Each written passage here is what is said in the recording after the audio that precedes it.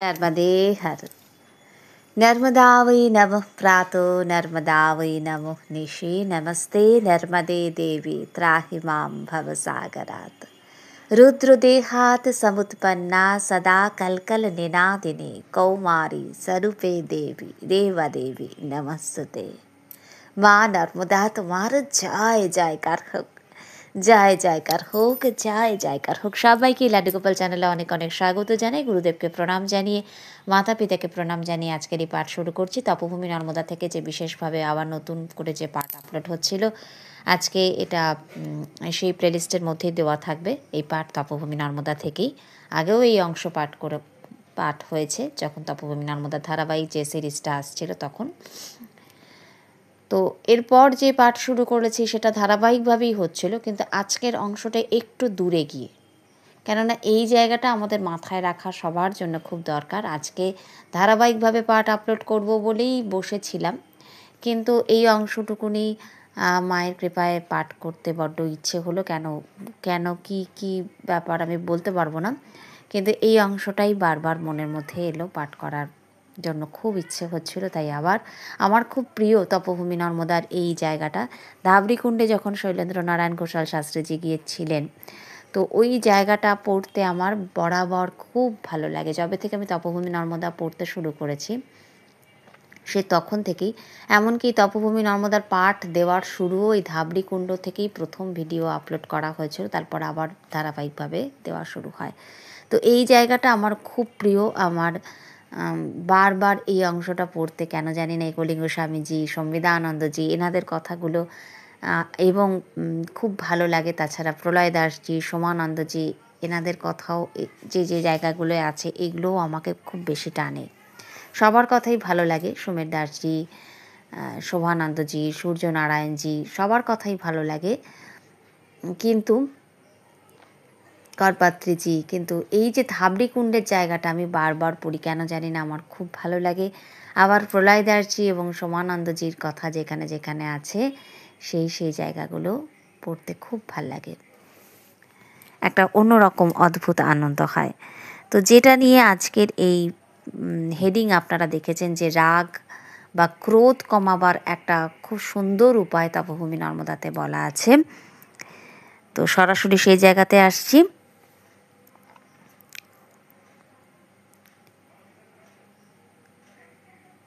তো ধাবড়িকুণ্ডে যখন শৈলেন্দ্রনারায়ণজি রয়েছেন, তখনকার একটা দিনের কথা বলছেন, যে সন্ধে হয়ে গেল, আকাশের অবস্থা দেখে মনে হচ্ছে আজ আর বৃষ্টি হবে না। মোমবাতিটা জেলে বসে আছি, ভাবছি আজ হয়তো মহাত্মা আর আসবেন না, অর্থাৎ সম্বিদানন্দজির কথা বলছেন। মনে অনুশোচনা জাগছে যে আমার ট্যাঁড়া বাঁকা কথায় হয়তো তিনি বিরক্ত হয়েছেন, কিন্তু আমার ধারণা ভুল। সন্ধ্যার পরই প্রসন্ন মূর্তিতে ঘরে ঢুকলেন মহাত্মা। আমি আসন পেতে দিলাম। তিনি বসতে বসতেই বললেন যে তোমার মনে হয়তো কোনো প্রশ্ন আছে। আমি তা বলার সুযোগ না দিয়েই নিজের আবেগেই বকবক করে গেছি, তাই তোমার গোসা হয়েছে। মনের প্রবৃত্তি বেগ বড় কঠিন আপদ। আমাদের মধ্যে যে অহং চেতনা আছে সে চায় যে আমার নিজের কথাটাই আগে বলি। এই আপদের হাত থেকে মানুষ কিভাবে রক্ষা পেতে পারে, অর্থাৎ মনের প্রবৃত্তির বেগের হাত থেকে মানুষ কিভাবে রক্ষা পেতে পারে। এখানে বলছেন যে অহং চেতনা অর্থাৎ অস্মিতা, মহর্ষি পতঞ্জলির যে পাতঞ্জল যোগ দর্শন, সেখানে উনি বলছেন কি, রাগ, দেশ, অবিদ্যা, অস্মিতা, রাগ, দেশ, অভিনিবেশ, এই হচ্ছে পঞ্চক্লেশ। এর জন্যই আমরা কষ্ট পাই বারবার। অবিদ্যা, অস্মিতা, রাগ, দেশাভিনিবেশা পঞ্চক্লেশা। এদের জননী বা এরা আসছে কোত্থেকে, রুট কোত্থেকে, অবিদ্যা থেকে। অবিদ্যার পর কি, অস্মিতা। এর আগেও পাঠের মধ্যে এই কথা এসেছে যে ধরুন আমাদের কোনো একটা, আমার বাড়ির কারোর কোনো একটা কিছু নিয়ে কষ্ট বা সমস্যা ইত্যাদি হচ্ছে, তাহলে আমার যতটা না কষ্ট হবে, যদি পাড়া প্রতিবেশী কারুর হয়, তার সঙ্গে আমার খুব অ্যাটাচমেন্ট আছে, তাহলেও আমার কষ্ট হবে। কিন্তু যদি অ্যাটাচমেন্টটা যেখানে বেশি, সেখান থেকেই কিন্তু আমাদের এই কষ্ট বা ফিলিংসগুলো সেই জায়গাতে বেশি কাজ করে। সব থেকে বেশি কাজ করে আমাদের নিজেদের এই দেহের ক্ষেত্রে।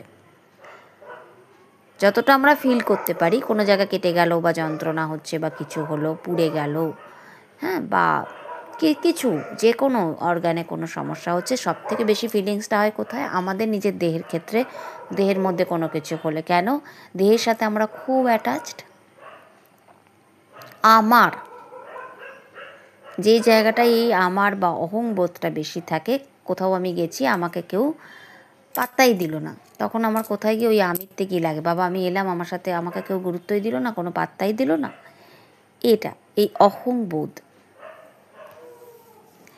তো এখানে সংবিধানন্দজি এখানে একটা কথা বলছেন যে ইগোটাকে কম করা, যেটার জন্য আজকে সব জায়গায় সবসময় একটা অশান্তি বা ঝামেলা হয়, যে এই ইগো বা এই অহংবোধকে কম করার একটা উপায় বলে দিচ্ছেন।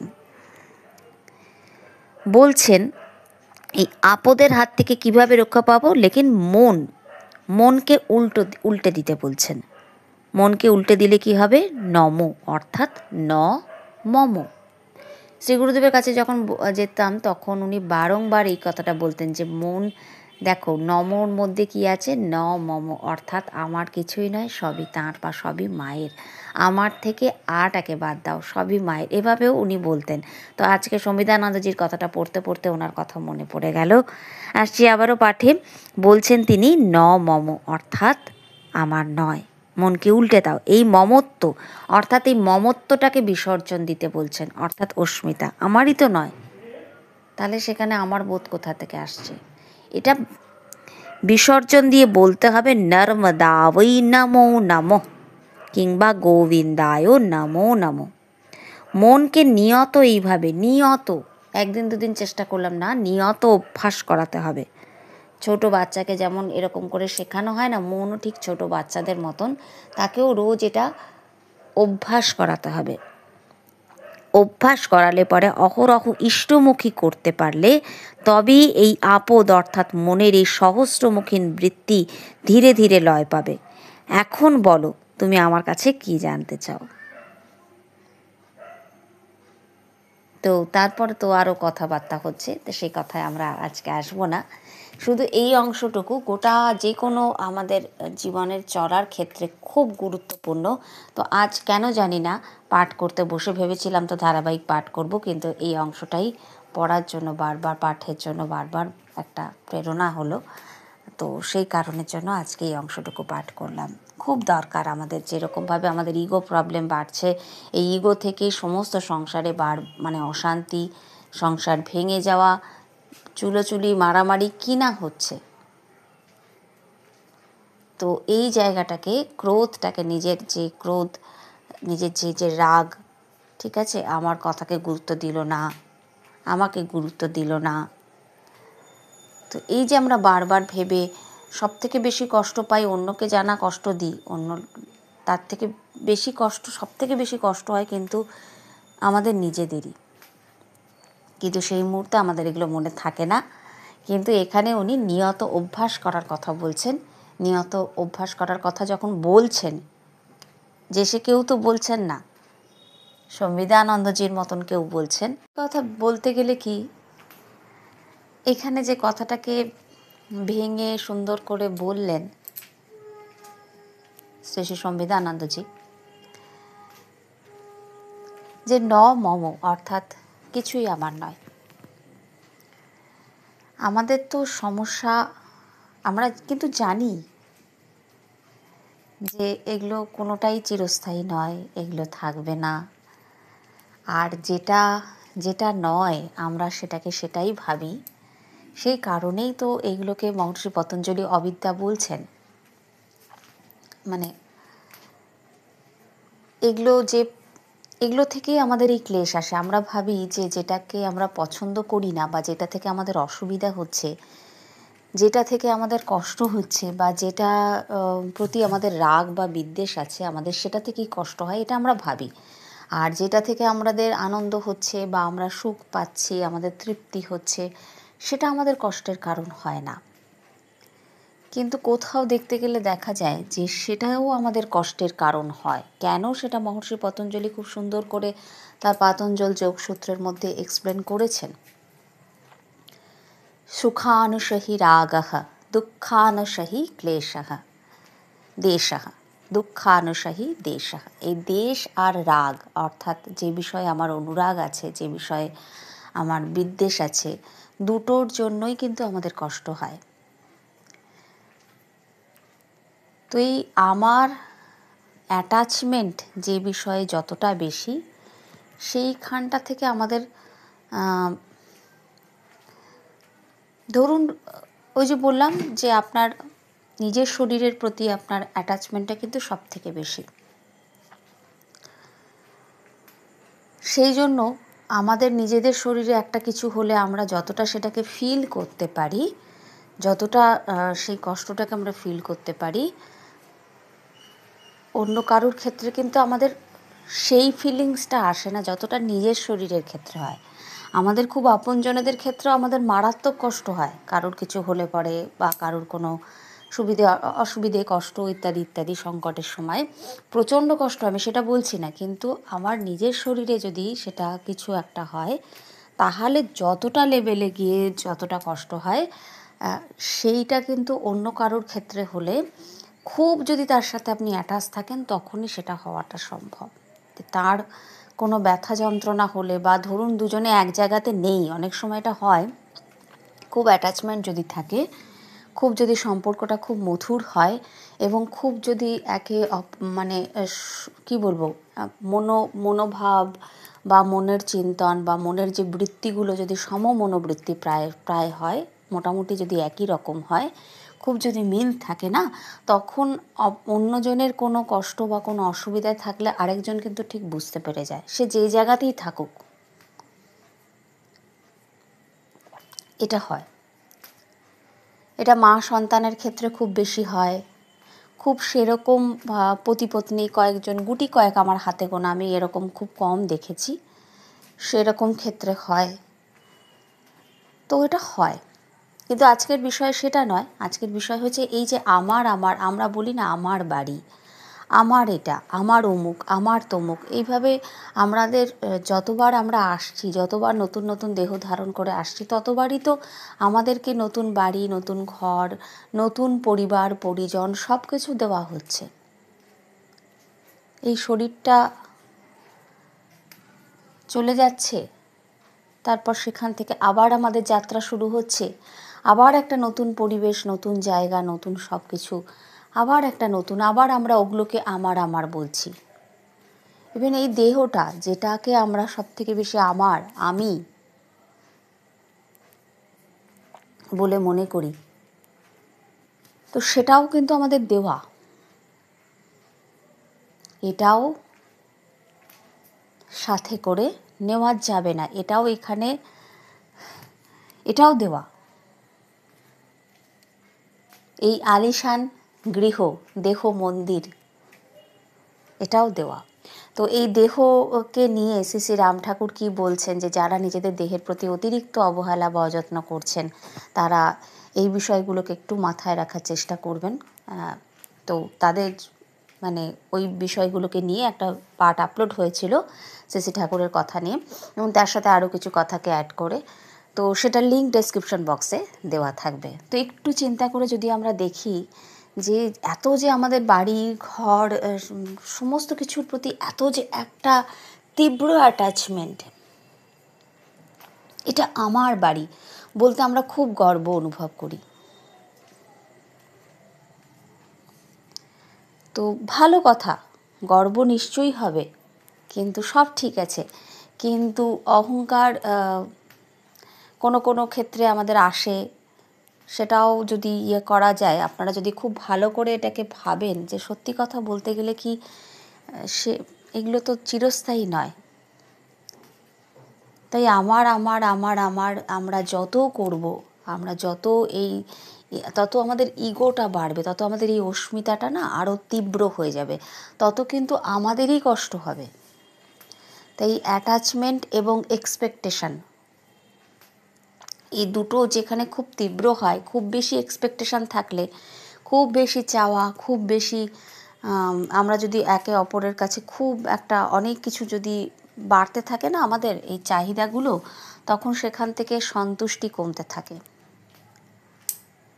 এই অস্মিতাটা যখন বেড়ে যাবে, খুব বেশি ইগো, একটা সামান্য কথাতেই খুব মানে ভেতরে গিয়ে এত বেশি হয়ে যায়, তখন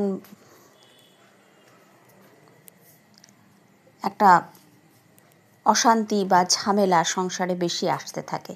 তো সেই জন্যে সংবিধানন্দজি এটা কিন্তু খুব সুন্দর করে বলেছেন, এই অভ্যাস যদি আমরা নিয়ত করতে থাকি তাহলে আমাদের অ্যাটাচমেন্টটা কম হবে এবং মনের এই যে ইগো ভাবটা, এটা অতিরিক্ত মাত্রায় যাবে না বা এটাও কম থাকবে, যেটার কারণে আমাদের সংসারে অশান্তি কম হবে। তো তপভূমি নর্মদাতে এরকম মানে অনেক সূত্র দেওয়া আছে। বিশেষ করে আমি তো সবসময় বলি যে ভূতানি রে বা ভুবনানি রে বা স্ত্রী অপশবনা রাষ্ট্রাপি রে বা যজ্জাত দৃশ্যতে খলু শৈব রে বা রেবা স্বরূপাদ অপরাং না কিঞ্চিত। এই যে এটা একটা অপূর্ব মন্ত্র, অপূর্ব মন্ত্র। এটা বলতে বলতে দিওয়ানাজি হায়নাদের উদ্দেশ্যে প্রণাম করছেন এবং হায়নারা অন্যদিকে চলে যাচ্ছে। তো হায়নারা অন্যদিকে চলে যাচ্ছে, হায়নাদের উদ্দেশ্যে তিনি প্রণাম করছেন এটা বলতে বলতে। তো এই এমন একটা মন্ত্র, এমন একটা রক্ষাকারী মন্ত্র, মানে অপূর্ব সুন্দর এটা।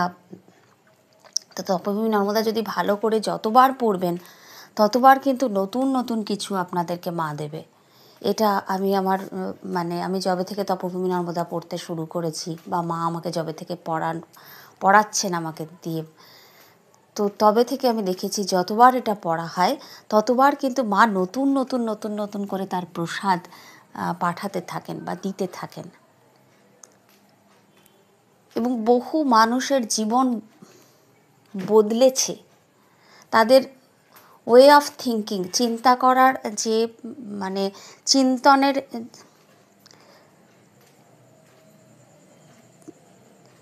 যে দৃষ্টিকোণটা, দেখার যে দৃষ্টিকোণ, মানে একটা গ্লাস ভর্তি, অর্ধেক ফাঁকা, এবার আপনি সেটাকে অর্ধেক ভর্তি দেখবেন না অর্ধেক ফাঁকা দেখবেন সেটা আপনার ব্যাপার।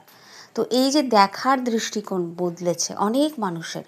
তো আমি তো বলবো যে সবাইকেই বলবো যে এটা যদি ভালো করে কেউ পাঠ শোনে বা পড়ে বা মায়ের কাছে, অনেকে পড়তে পড়তে ছেড়ে দিয়েছে, ভালো লাগেনি, মায়ের কৃপা না হলে সেটাও হয় না, কিন্তু সেই জন্য প্রার্থনা করা, মা যদি কৃপা করে কাউকে দিয়ে এই বইটাও বারবার করে পড়িয়ে নেন তাহলে তিনি বুঝতে পারবেন যে তার জীবনে কতটা বদল এসছে, কতটা দেখার দৃষ্টিকোণ বদলেছে, কতটা তিনি আনন্দ পেয়েছেন। তো ওই সংবিধানন্দজির কথাটা যদি আমরা মাথায় রাখতে পারি, এই অ্যাটাচমেন্টটা সবের মধ্যেই থাকবো আমরা, কিন্তু এই যে একদম যত আমরা আমার আমার আমার আমার করি, ছোটোখাটো জিনিস নিয়ে, একটা বইপত্র, একটা জামা কাপড়, সাজের জিনিস ইত্যাদি নানান কিছু, বা একটা গয়নাই ধরুন, এত তীব্র অ্যাটাচমেন্ট থাকে যে একটু এদিক ওদিক হয়ে গেলে আমাদের মাথা খারাপ হয়ে যায়, কাউকে দিতে চাই না, আঁকড়ে ধরে থাকি। সবাই যে তা করেন তা আমি বলবো না, কিন্তু কারোর এত তীব্র অ্যাটাচমেন্ট থাকে সংসারে যে কোনো জিনিসের প্রতি, বাড়ি ঘর দৌড় ইত্যাদি ইত্যাদি, কিন্তু সব কিছু আমাদেরকে দেওয়া হয়েছে। এই দেহ, এই আলিশান যে দেহ, যেটা এর আগে ওই দেহ মন্দির নিয়ে বা দেহের ওপরে যারা খুব একটা যত্ন নিচ্ছেন না সেই ব্যাপারটা নিয়ে যখন শ্রী ঠাকুরের কথা পাঠ করেছিলাম, তো তখন ওখানে একটা সুন্দর গানের উল্লেখ ছিল। তো অপূর্ব লাগে ওই গানটা, যেখানে লাস্টে গিয়ে কি বলা হচ্ছে, जन राजेश मोह मत करना क्योंकि करना पड़ेगा ये खाली जवाने भर के 10 दरवाजे वाली जवाने भर के। অর্থাৎ এই যে দেহ মন্দির, এটাও খালি করে দিতে হবে, এটা কিরায়াতে নেওয়া, ভাড়াতে নেওয়া। ভাড়া হিসাবে কি দিচ্ছেন আপনি? শ্বাস চোকাচ্ছেন, শ্বাস শ্বাস প্রতি মুহূর্তে শ্বাসের ভাড়া দেওয়া। তো এই শ্বাসের প্রতি খেয়াল রাখা, শ্বাসের প্রতি নজর রাখা, শ্বাস এমন একটা জিনিস যে এদিকে নজর রাখবেন যখন আপনি, তখন কিন্তু আপনার ভেতরে এর উপরে আপনার কোনো না তো রাগ আছে না তো দ্বেষ আছে। শ্বাসের প্রতি আপনার মনে কোনো বিরক্তি আছে কি? নেই। কোনো তীব্র অনুরাগ আছে কি শ্বাসের প্রতি? শ্বাসটাকে দেখা, ওই জন্যই বলছে যে এটা দেখতে দেখতে আমাদের মনের রাগ দেশগুলো কমতে থাকে। বা শ্বাসের প্রতি খেয়াল রাখা, শ্বাসের প্রতি সচেতন হওয়া, এটা করতে থাকলে আমাদের মনের যে রাগ দেশের যে বৃত্তি ক্রমাগত যে উঠছে, সেটা অনেকটা শান্ত